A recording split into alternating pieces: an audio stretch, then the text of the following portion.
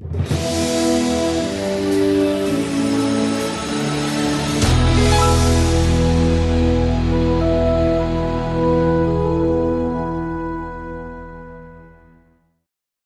and I were talking a great deal about Joker as a performer and kind of performing jokes and performing songs. And it was just an idea that we were kind of playing with, but it was never intended to be part of the sequel or anything. And I don't know whether that had any effect on Todd. He might not even remember it. Or maybe it is part of what maybe sparked an idea, but it's really just an extension of what was happening in the first film, which there was music in that film that I think, was really integral to the character and to the character's journey.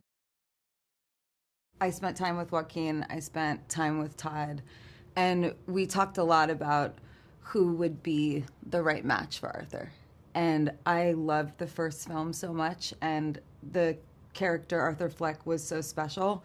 And it's an interesting kind of like exercise, right? When you think about a woman, like who she is entirely on her own, all the complexities that you can create with someone like Lee or Harley Quinn. But then when you add Arthur into the mix and Joker, it just kind of like takes on a whole new life. Who would be Arthur's match? Who would be Joker's match? And then in the like fantasy elements of the film, there's moments where I thought a lot about what he would need at that moment. Like, what would Arthur be dreaming? Who would be the woman that is like giving him wings to, fly in this next like moment in his life? I think he just is having like a feeling that he can't really articulate because it's something that's new for him. Close your ears. Arthur's a virgin. And so I think that when he sees Lee, he has a physiological response that he's just really not familiar with. I think it's the first time really that he is struck by someone in that way and feels that there is like a connection. And after years of not having any kind of connection, it's really quite powerful. And she seems to understand him. The first time they speak, she shares a story about her life and her experience, and it really resonates with Arthur. And she seems to appreciate his humor. So I think it's for him, it's an instant connection. And immediately following, we see him for the first time kind of burst out in song. And it goes from like the beginning of the film, he's largely silent. I don't know how long it is, but he just really doesn't speak or communicate. And then once he interacts with Lee, he suddenly comes alive, and he literally bursts out into song. And I thought that was just a really kind of a beautiful way to try to capture this like abundant feeling that he has. I actually think that always in singing, there is a connection to trying to find the truth. And I think that's true in acting as well. And I think that what we were really trying to do was steer me out of the realm of all of the things that I do as a performer and entertainer on my stage. And that made so much sense for this character because she's not me. And we were building an entirely new reality. And I don't actually only sing in that like completely naked way the whole film. There's moments in the film where, the voice is much more full, and I was sort of imagining like maybe this is the moment where like Arthur's dreaming he's like bagged a babe, and she's like really going for it. But in other moments, it's kind of like Lee, maybe soothing herself, or she is like trying to find the words to defend or explain or confess something to him. So I actually really enjoyed it. It was very scary at first, and it was super hard for me, and we like spent a lot of time working on this. But once I found it, it was nice because I had a lot more to play with, because I wasn't like locked into one thing. And you used to say things to me like, no, like, is that a trick that you do? Or you know, like my technique, like the way that I perform, yeah, like I had to kind of turn that off at moments and just make a totally new voice. Yeah, I witnessed it. I did. I witnessed it. It was bold, and I imagine it was scary. It was like it seemed like it was difficult. I mean, I saw you like switch Yeah. from like performance to then just like something more internal, and it was really exciting when that happened in the studio. Then I think you went even further, but I glimpsed that first moment, and I thought it was really bold. I think we had, thank you. I think we had different ways of thinking about it too, like the way that he sort of could like clue into my different moments and like what I was doing. I remember we were in the studio and I was like, oh, like you guys are really responding to it when it's more immature. And so to me, there's something I think about singing that I connect with like wisdom or like my understanding of life. And Lee is kind of like in moments just, I think she's kind of like completely locked into Joker and into Arthur, and the voice is kind of, it's like it's just not coming from a completely mature place. It's coming from a much more young place. Mm-hmm. Like when I sing in the shower, or when I'm just like moseying along, or if I'm sad and I just start to hum, like less of a performance and more, especially like Get Happy in the Hallway. I feel like that was really special because I was basically trying to tell him something that I just like couldn't say in any other way.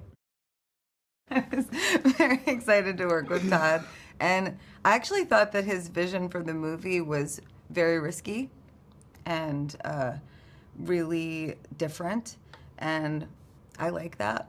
You know, I think doing things that are a little bit scary is super rewarding and allows you to try to make something completely original. So I think that we were just trying also on set every day to help him execute his vision and you know, give him all the various things that he would need to put it all together. The movie's super surreal, so kind of the more we gave, I think, the more that he had to work with. For some reason, very early on, I talked to Todd about tap dancing. It was something I thought like it would be a new interesting part of the character to explore, and so I was like, yeah, I did it when I was younger. So you know, let's just throw some tap shoes on and hit it. And then the difference between like being 8 and 48 is substantial, and it was much more difficult than I'd anticipated, but. We worked for months, and it's a very short sequence. But when I saw, when I was on set and Stephanie was actually performing, and by the second take, her fingers were bleeding, and I could see the veins in her neck when she was singing.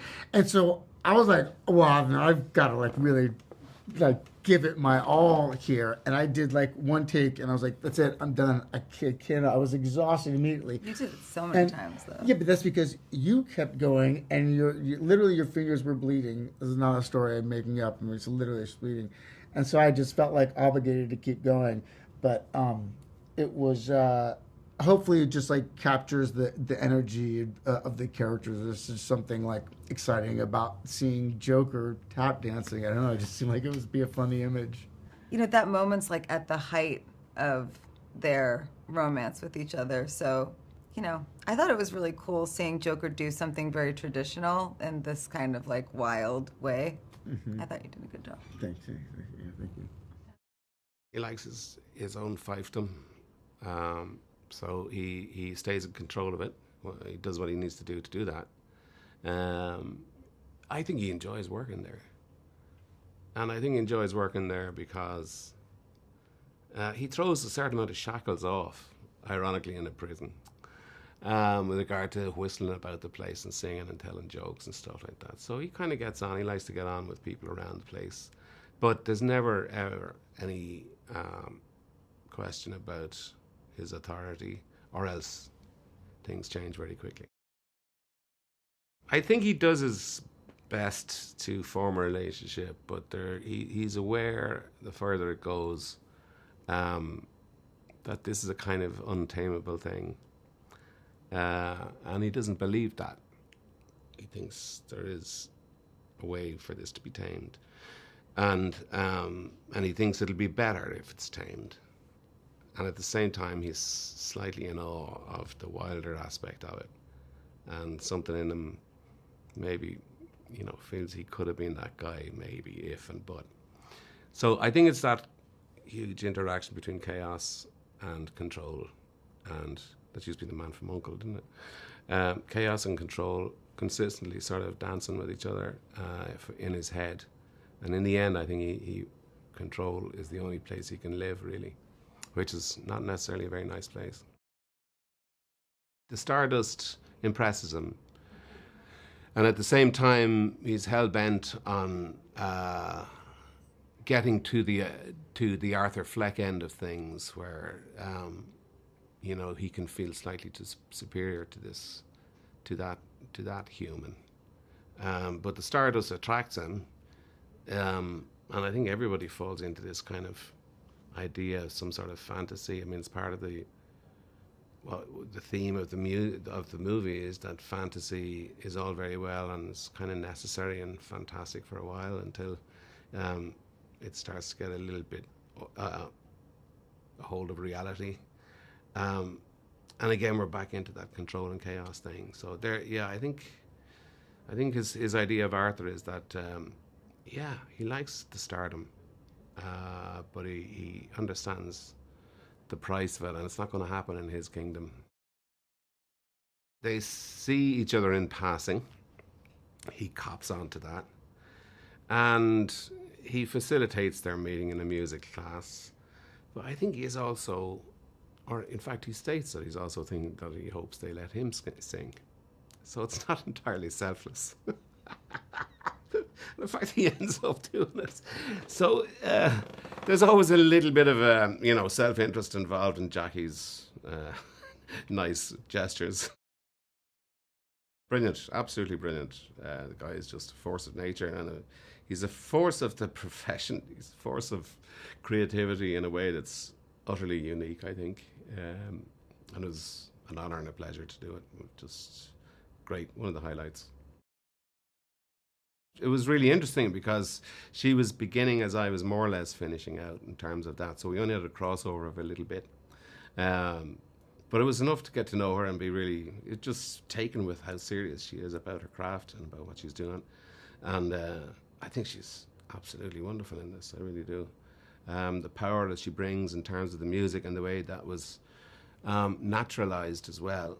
I just think it's a beautiful part of the movie because the music of itself is so articulate.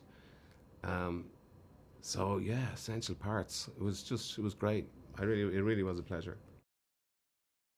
You know from the beginning how brave it is to do what he's actually intending to do with this, and yet it's he passed it off very lightly.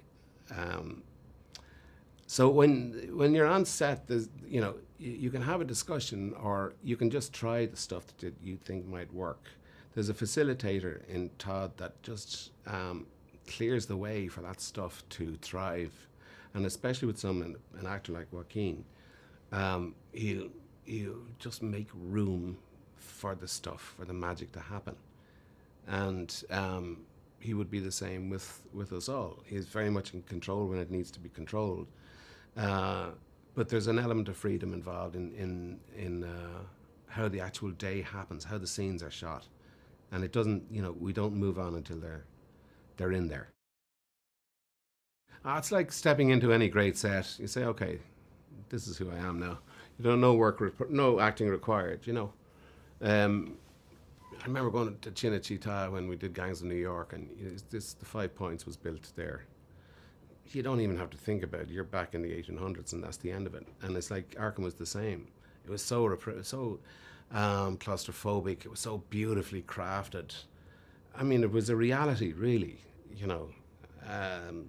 And there was a depth involved in it. You know, they were long with that long opening shot after the animation, when, you know, leading up to slopping out and stuff like that. All of that, there was a kind of a depth to the craftsmanship, and just you felt that you were in the world.